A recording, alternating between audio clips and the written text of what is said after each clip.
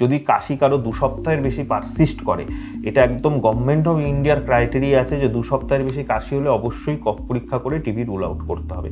এছাড়া ঘুষঘুষে জ্বর, মানে ইউজুয়ালি আমরা বলি ইভিনিং রাইজ অফ টেম্পারেচার, মানে সন্ধ্যার দিকে গাটা গরম হয়ে যায়।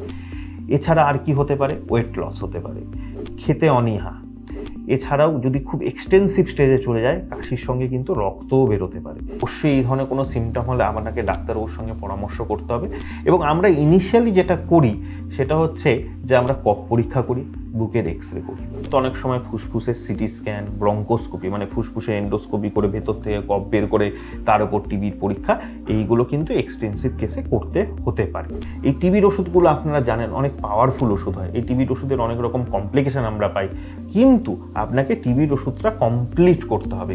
এটা কিন্তু টিবি রোগ থেকে সেরে ওঠা বা যক্ষা রোগ থেকে সেরে ওঠার একমাত্র মূল এবং একমাত্রই উপায়।